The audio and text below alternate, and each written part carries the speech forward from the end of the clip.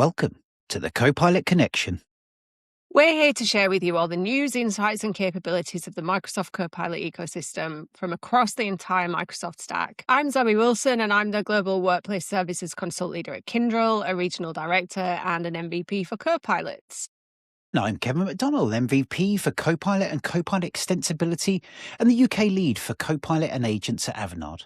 We'll be releasing these episodes as podcasts and on YouTube with insights from experts in the community and Microsoft on what the different areas of Copilot and Agents mean, the impact they can make to you and your organisation, and what you need to do to prepare for them. I'll also be learning how to put the teleprompter at the right speed so I don't lose track of what I'm trying to say at some point.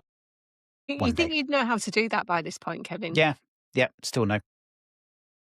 Okay, so this week we're going to pick up a few recent bits of news and articles and then think ahead to Build, which is happening just in a few weeks' time.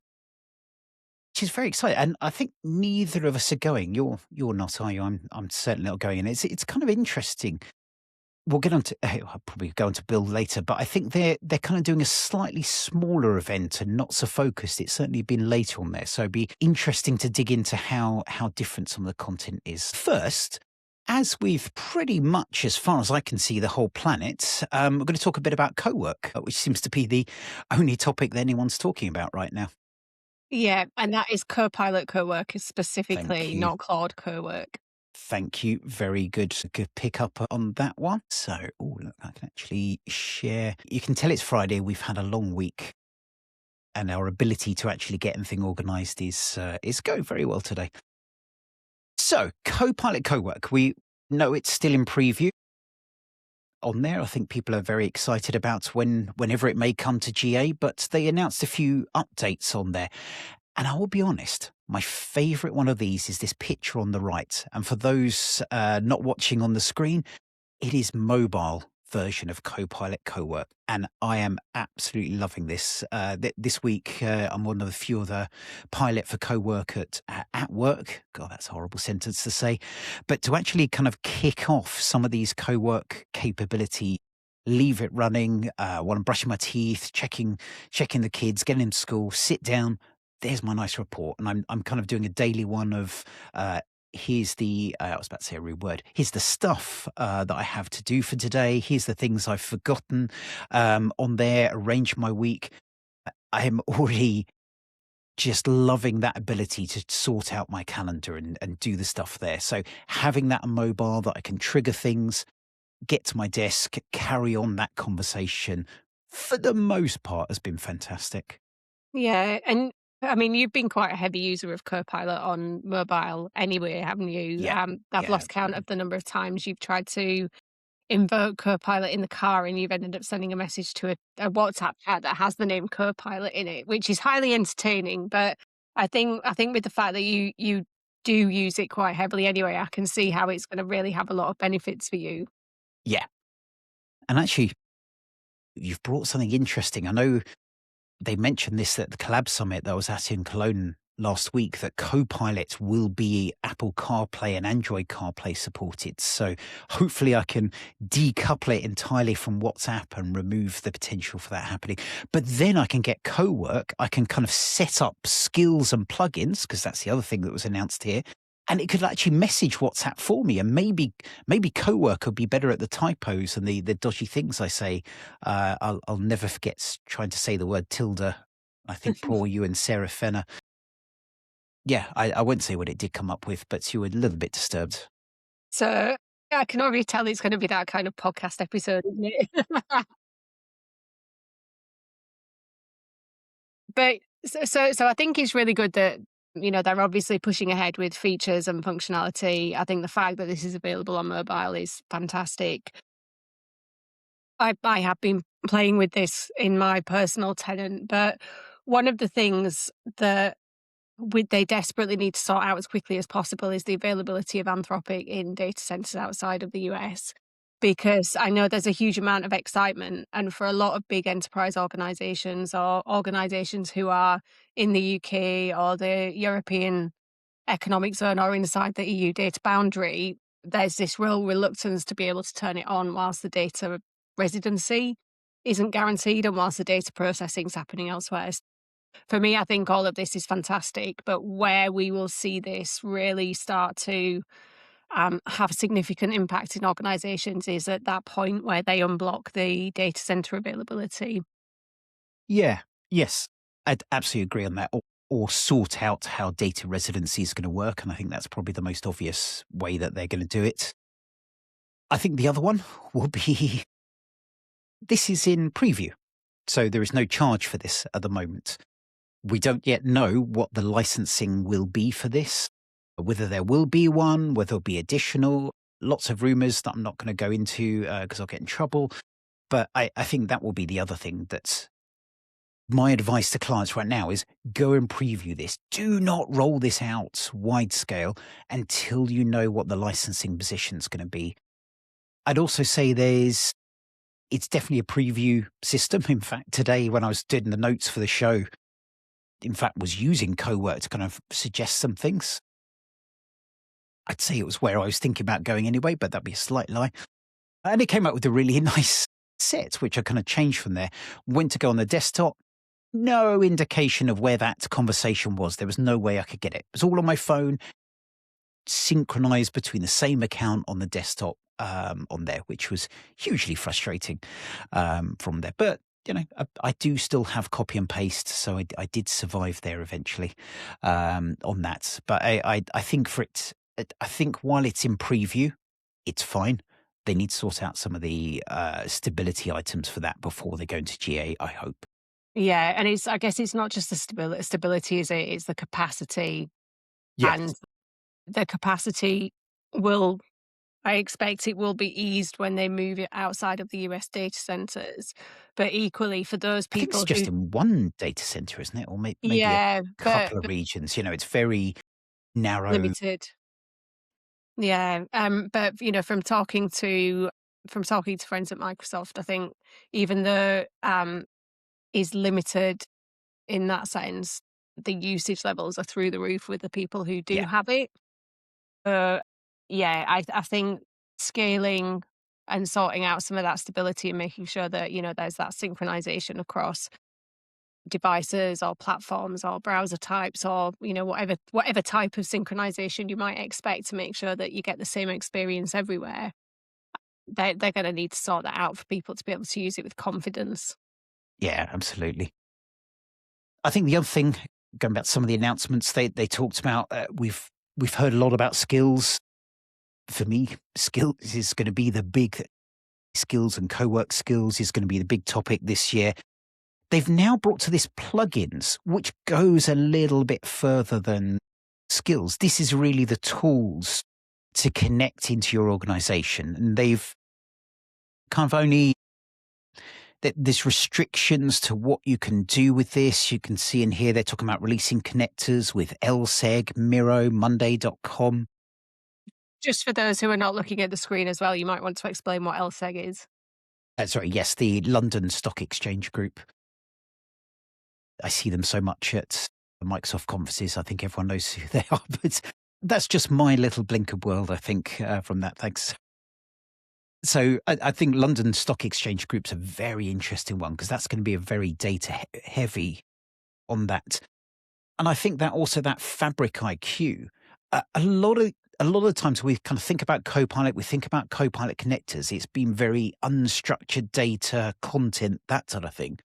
This feels very much like data, that more structured side of Fabric, dynamics on there and connecting to that. And I find that an interesting kind of shift in what they're opening up with, what they're starting with on there as well. So be intrigued to watch that as well. I should have thought about this before. I'm sure I saw. Yeah, preview features may have some restricted functionality for now. I thought adding. Yeah, I don't think you can add a fully custom plugin yet. So you can't connect this to any sort of data and any sort of source there. I think correctly, kind of slowly adding the controls on this by putting together things on there. For those watching, and I'm going to describe this as I go through. This is my Cowork tenant on there. You'll see that there's now a button under the plus of manage plugins, and it's turned on. It's by default puts Fabric and Fabric IQ on there. I hadn't touched that. I did just before this bring in the admin center MCP server, so you can start to look at your admin center and you can see the kind of plugins that are available with Fabric IQ, Miro. I don't see LSEG in there. I don't know if that's because I don't pay for it, but a few interesting bits there through. I would also say on that you still have skills. So skills are still there under the what we should tackle, under the work context from that. So worth taking a look at that as well.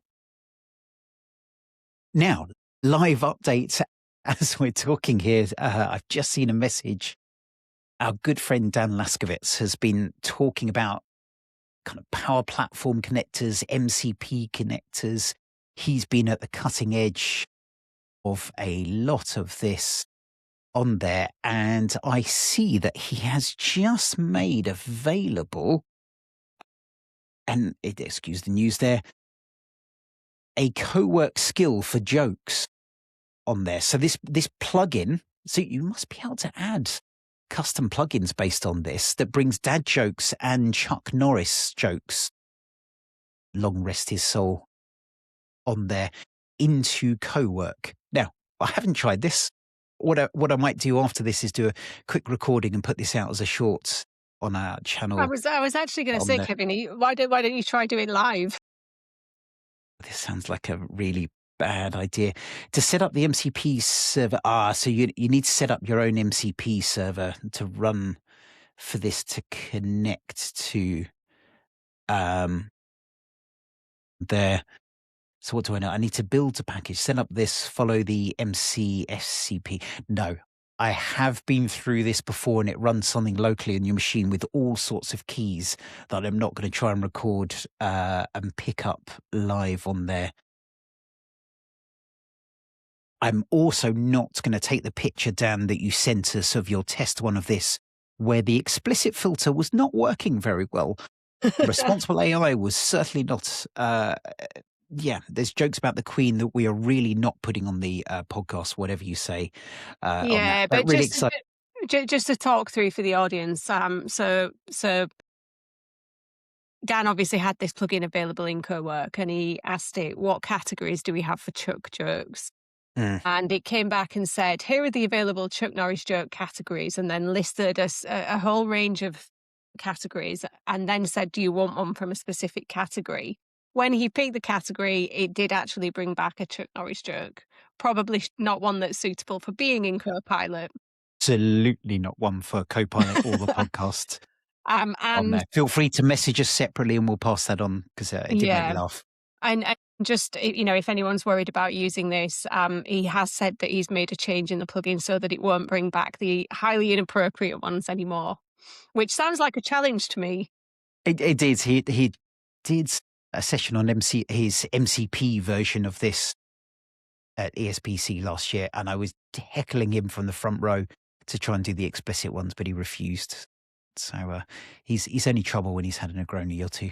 Right, we should probably move on before we get in trouble and say something we shouldn't there as well. But so that answered my question. You can actually, I think you can connect to other MCP servers. That is intriguing, and probably that is my weekend ruins, playing around with different things for that with Cowork in my own tenant as well. So really good to see what's happening with that on there. I thought there was a third thing they touched on as well. No, I think it's about reusable skills. So I think what changed, we noticed this from a lot of the chat forums that we have, that people using Cowork, we're trying to add skills within there. Sometimes it would get saved into OneDrive, sometimes not. Sometimes it would remember, sometimes not. I've noticed since they've announced these updates, it's been more stable and more capable of working with those skills as well. Now, I'm going to put a shameless plug to something I announced at Lab Summit last week. one of the things that I find Microsoft hasn't done is create a repository of skills anywhere. So wherever you're kind of building these skills, it's always very for you, it's personal layers of skills. But I think a lot of people don't know where to get started. There's some great web ones, skills.sh. It's a lovely one you can use. Kind of very tech focused. I'd love to see a bit more knowledge worker ones because I think a lot of the skills are kind of very much those using GitHub Copilot and GitHub CLI for it. But I used a little bit of AI. I'm not going to shy away from admitting this, to create a web part that you can load on. So you can have a SharePoint site as your organizational skills repository. You can load those skills into a set of folders, and then this web part displays those, including buttons to copy it into Cowork. So that will copy it into your own personal OneDrive where you can use that. Or you can publish it because there's now skills in SharePoint as well. So we will publish that skill onto a SharePoint site that's been enabled for skills within there. I saw a fantastic session from a lady called, oh, I'm going to get her name wrong, but I think it's Also, who works in Germany for the Copilot product group. And she was talking about team-based skills and how for her team, they've kind of built up a set of contexts they use. They put all their notes together, all their meeting notes as markdown files. They've built a set of skills they use together. They run evals against this, and that's really boosted their kind of togetherness on there. I know Zoe saw Jamie Teven last year at ESBC talking about that collaborative AI working together with that. So right now, skills are a very much a personal thing. I think we'll see Microsoft and others really bring that evolution as well onto the collaborative way of working with that as well. So it's Yeah. kind of a space to watch. So you've just sparked thought, like a million thoughts in my head there, Kevin, because I'm in the process of just onboarding and finalizing my new team, and part of the work I've been doing this week actually is establishing the rules of engagement, like how we're going to work together, how we'll collaborate when we're across so many different time zones. So now I'm thinking rather than capturing meeting notes in a Loop workspace, do I just go Yeah. straight to Markdown files? So I had a lovely chat with a few colleagues yesterday on this. They've been doing things in Markdown files in VS Code, and then using agents. Lauren Strant's been doing a bit of this, so I think I've just done this publicly when he hasn't talked about it publicly yet. Sorry, Lauren. But he's been doing a lot of the second brain stuff, so putting a few notes and then asking agents to expand on that knowledge, leaving that to churn overnight, and then coming back and reviewing it there. And my colleagues were starting to do a similar thing. The reason I say that is I also pointed them towards Obsidian because they were showing me some of the notes. You could tell which bits they typed because the spelling wasn't quite so good on there. They were looking at skills, and I was like, actually, if you use Obsidian, you've got a spell check on there as well on the same Markdown file, so you can use them with VS Code, use them with that. I'm going to stop because we're going to go down a rabbit hole, and possibly we Mm. could do a whole episode. Maybe if you bring Lauren on to I talk was about just about to some of say what's that. been doing. Yeah, Let's get Laurie on at the end of the month, and we'll do a yeah. Markdown Deep dive special. into that. Yeah, no, I think that would be really good. So yes, I'll put a link to a couple of things around that, and maybe we'll do a follow up on there. But yeah, All right. my brain keeps popping. I think you and I are similar in that we'd love to go and play with this, but getting the time and the headspace to do it is the challenge on. Right, let's come on to keep on track because obviously we're not going to do bouncing around all over the place too often. Honest Gov will be completely on track here. The next thing I was going to talk about was Workday on there, which is probably not the immediate thing you'd think about on a Copilot episode, but on this, Workday brought their SAMA self-service agent for HR and finance into M3 Copilot. And I'm kind of fascinated by this because I think to me the topic is yes, it's lovely. I know everyone deeply loves Workday. It's always such a pleasure to work with Workday on that. But really, this feels it fits into that SaaS narrative as well. In that, yes, you've got that system of records, you've got that back end system. How you access it doesn't need to be the UI. It can now be an agent. And it feels like this is an indicator of that step towards where some of these SaaS providers see things going. Yeah, it's an interesting one, isn't it? Because obviously Microsoft have talked about extensibility and plugins and connectors for M365 Copilot ever since it was launched. I don't think it quite lived up to its hype necessarily. And I think what we saw for a while was almost this tussle with some of these big SaaS providers where they each wanted their mode, they wanted people to come to their system. I think what this is starting to indicate, hopefully, is that we're getting to a point where people recognize that they can be the system of record and it's their system of record, their understanding of business processes is their moat. And actually, people will be able to use that more effectively if it's able to come into their flow of work or into their productivity layer. So I think this is good. The other thing that this is good for, from my perspective, is when I talk to organizations about needing to bring the interaction layer down into the productivity layer instead of requiring people to go to a back end line of business system to do this, this starts to show what that looks like. Yeah, absolutely. And yes, for those watching on video, I did just drop my earbud, and that's why I disappeared for a minute there. Sorry to throw you. I was more worried, Kevin, that your audio had gone or something like that. And I was just going to have to style it out while you got connected. No, so I think this is it's going to be interesting to watch how that goes, and also I find it's how Microsoft and these other big vendors are kind of working together, because Workday has its own agents, Workday has its own. I don't think they're calling it control tower, that service now. So I think there's this, yeah, we all want to work together, but come to us as the dominant partner We to want to be the this. ones with the control, and yeah, Yes, yes, we'll own the take pipes. your data, you come to us. Yeah. So it's this lovely political battle that is Mm. fascinating to watch, especially if you work for companies that consult with all of them, and that's always entertaining. So I think we're going to jump into builds now. That sounds weird. That sounds like a really bad idea for development. Who needs testing and design? Let's go straight into build. But Isn't that just what vibe coding is? well, funny enough, that's one of the themes I was going to cover on this. But yes, it is a little bit. Builds one of two big, I know, I feel we say this in every podcast on there, one of two big Microsoft conferences that happen every year. You've got Build, which traditionally is the more developer focused. It's more the kind of underlying pipes and things that are happening. Then you've got Ignite, which is the more knowledge worker. I think that line has blurred a little bit over the years, but it feels like this year they're trying to pull it back and get a lot more of that dev focus, get those AI people who are building these systems more into this versus. So I see this as more GitHub Copilot Foundry than Copilot and Cowork.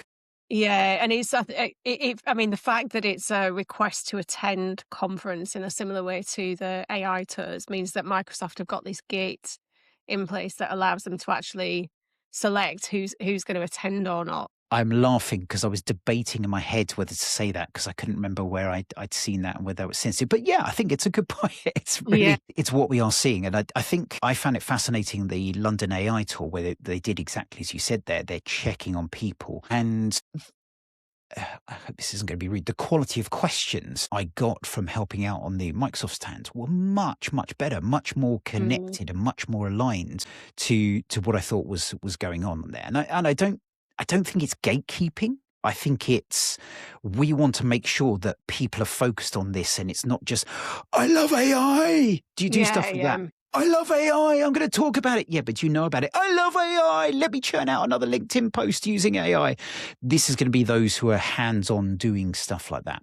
Uh, Yeah, so the actual builders, the engineers, the architects. yeah, yeah, exactly. Which is really good from that. Yeah, and I mean, it's a little bit smaller. I was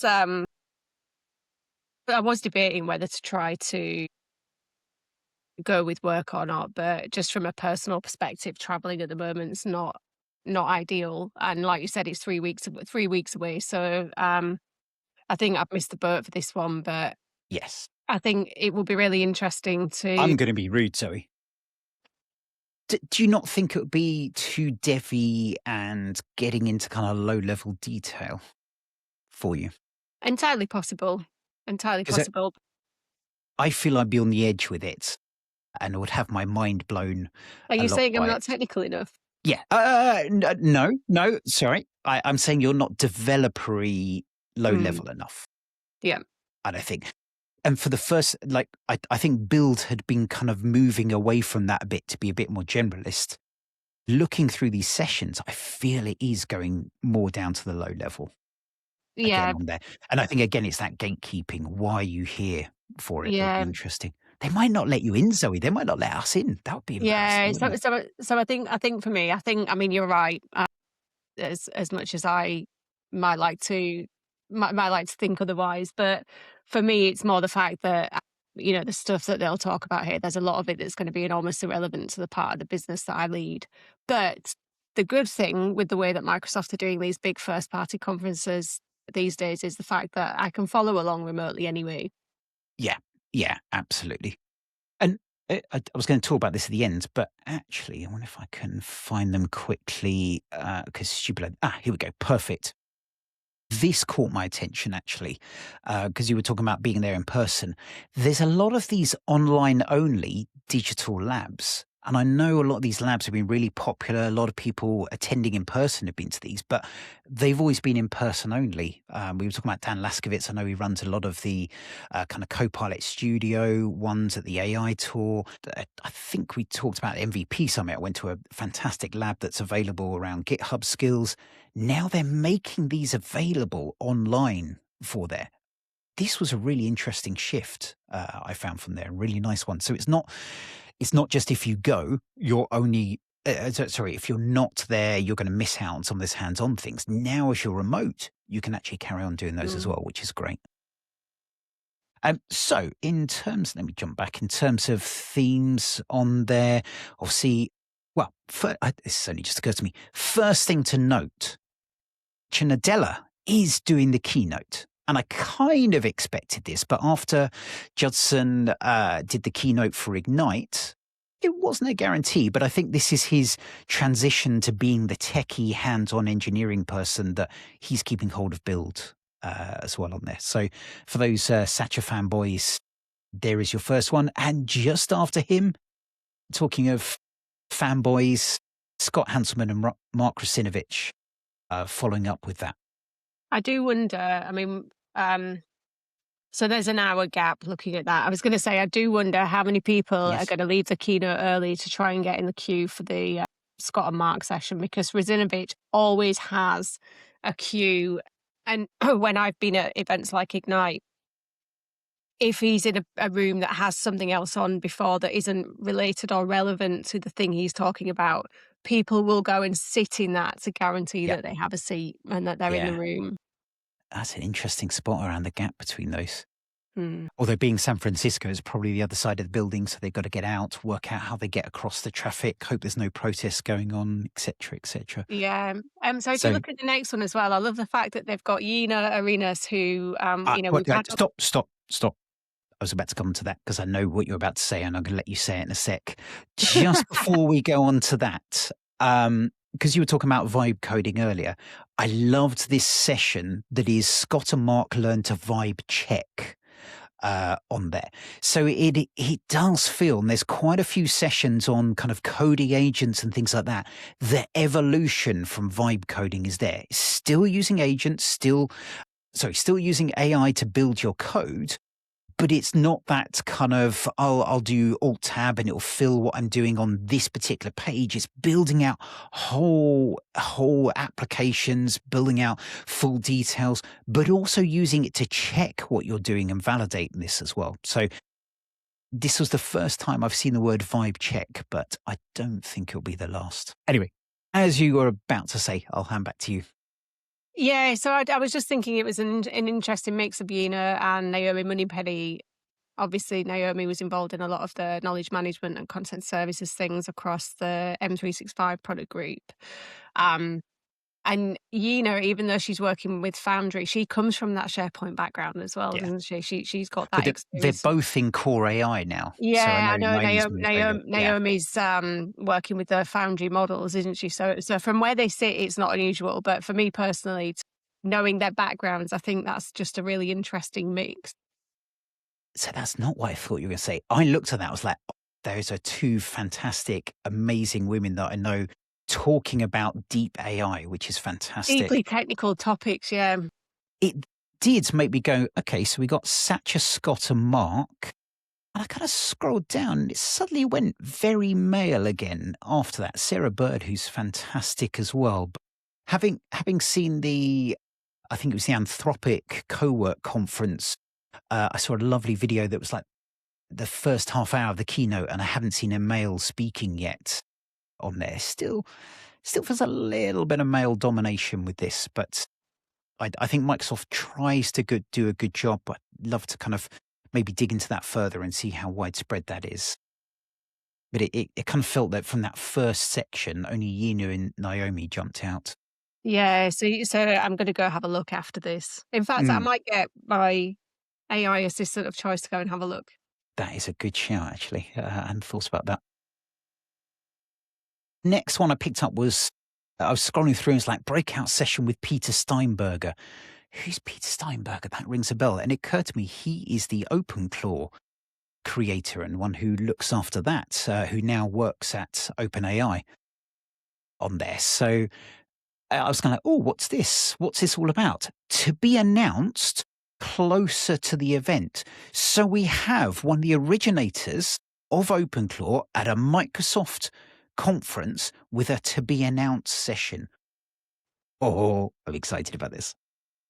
Is there a second speaker? Is that Omar Shaheen as the second speaker that you tell No, me no, about? no. That's sorry, I'm Oh, is that shrinking his down. company name? It's company is the OpenAI for this. Yeah. There is no further detail, but you picked up on where my head was going. We know that Omar's owning Claw Pilot, which he talks about pretty openly. I love he has his blog. I'll try and put a link to that in there, talking about the work they're doing to make kind of Microsoft 365 work with this kind of claw mentality. Within there was a few other sessions I've seen in this about running claws on Windows and there as well. So I suspect that there will be a lot of lobsters sneaking around building different pieces within there. So exactly how, don't know. But looking forward to seeing what happens with that. It's always fascinating when you kind of scroll quickly and suddenly you're just like, to be announced. Oh, interesting from that. Yeah. So yeah, So one of our friends, Chris Lloyd Jones, he's actually gonna be there in person. yes. I'm gonna ping him after this and say, if in the same way they sometimes have the life-size Clippies, if there's someone dressed as Clippy and there's a lobster, I want a picture. I'm wondering, can we find out where he's staying and get a lobster costume delivered to Chris's room for And him make to him the wear? lobster. I think Josh McDonald's going as well. They could both go as lobsters dressed. And we'll find out if they listen to the podcast, see if we get rude messages after that as well. That would be very entertaining on there. I'm going to slip over to my sessions. Oh, my schedule appears to have disappeared. Favorites. That's why I put everything under. So yeah, picked up Yina. This was the next one that I put as a kind of common theme. I think we'll see control planes. I hope we can talk about control plane, but I suspect we're going to be looking at a bit of combination of those. But this one grabbed my attention because it mentioned ROI for agents. And if we expand this, I don't know Sebastian that well, but talking about non-deterministic multi-agent systems breaks traditional monitoring on there. This session covers modern agent observability, cross-framework training and evals, etc., etc. But it also talks about all these systems connecting behavior to business outcomes to measure value, cost, and ROI. And I don't know about you, Zoe, but this is a lot of the conversations that people are having of, I'm going to be spending a lot of money on AI. How do I know we're getting things out from this? What is Yeah. the evidence? This caught my attention. It's an interesting one to keep an eye for that. Yeah, and it's an interesting one because obviously we'll learn more about it in this session, but there's part of me that's wondering, is this gonna be Microsoft controls, like, measures that they determine should be used to calculate value and ROI? Or is there the option to actually customize it with things that are meaningful to the business? Because there's Mm. usually a disconnect between the calculations that Microsoft do at a broad level and what actually matters to an organization. Just on that topic, Kevin, when it comes to value and cost and ROI, I've had quite a few refreshing conversations recently with organizations who are actually less they obviously they're concerned about the cost, but they're less concerned about being able to measure value or prove ROI as they are about being able to drive business impact. That's good. Yeah, Mm. yeah. I think, I want more of your clients. That sounds fun. But yes, I think that's true, and I think that's a lot of the conversations going on. And had this mini rant yesterday. It's like, don't look at ROI. Don't look at bringing this tech in just for sake of it. What are you actually trying to achieve? We are spending too long talking about how we can rip up processes, but let's look at what people are actually doing. Look at those roles before throwing agents and agentic at it. Look at what the different aspects are, and do you need to kind of replace something? Do you need to kind of accelerate what people are doing? Do you need to kind of just put more people and actually be more efficient that way on there? But you're only going to be able to measure that exactly as you say, as what is the business goals you're trying to achieve with it? I did Yeah, my anatomy of an agent session. It's always fascinating when you see the kind of audience react to my slide about the definition of agent of an LLM agent is something that works in a loop using tools to achieve a goal. And the important point is achieve a goal. If you don't know what you want it to do, it's just a fun bit of boys' toys. yeah. And I know we don't have time to get through it today, but there was a really interesting article that I came across this morning that talks about how the human agent organization is not just a capability layer. And it talks a little bit about that and the fact that if you deploy agents and you put them into a system where that meaning's not been established yet, they don't stop to ask, and if they're going to a human, like the human in the loop context, if they're going to a human just to get a checkbox, that's not actually it's still creating this bottleneck and not actually driving augmentation or value in the right way. But we'll put that link in the show notes. Yeah. Yeah, I'll put that one in. Then I think that kind of fits with a lot of conversations I've been having with people around Agent 365, which went to GA. I think Two between our weeks ago. shows on there. Yeah, I was trying to think if we'd had an episode off that. No, we haven't. So it's now generally available. Agent 365 is a tool.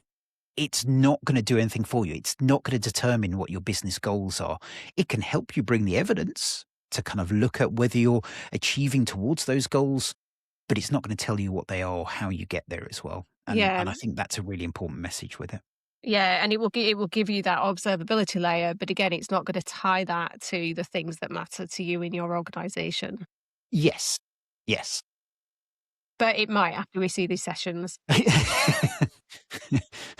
Have I think there are links, and what I mean by that is you can get there's some of the value in there, but you need to tell it what your goals are to be able to link those things together as well. Yeah, So it's not there gonna are know things it can help. automatically. Yes, yeah, absolutely on that.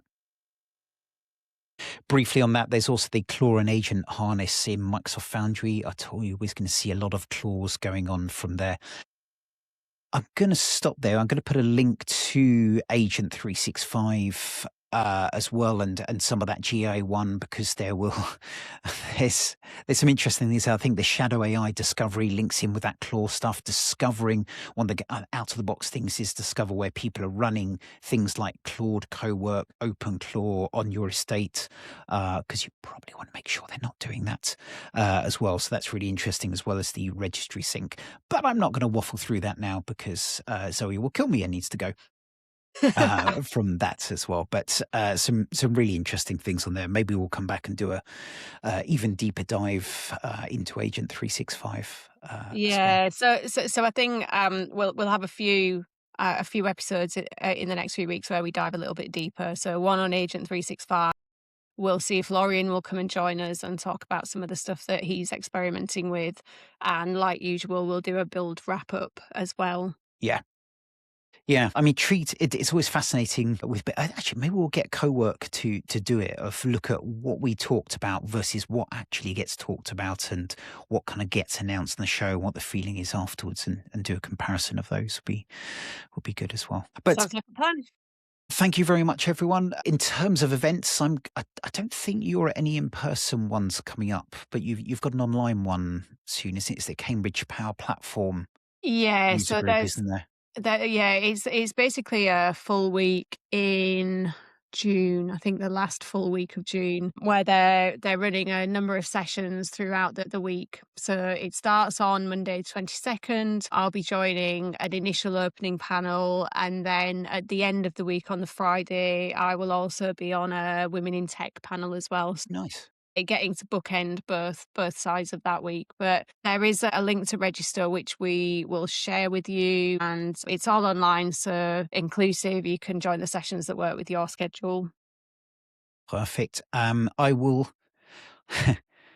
It's the first time I said this publicly. I will hopefully be at Experts Live UK. My wife's having a knee operation, so exactly how much I'm going to be there depends on how mobile she is and how that all goes. But I'll be there as much as I can as part of the organising committee. We've got some fabulous workshops coming up for that and sessions on there.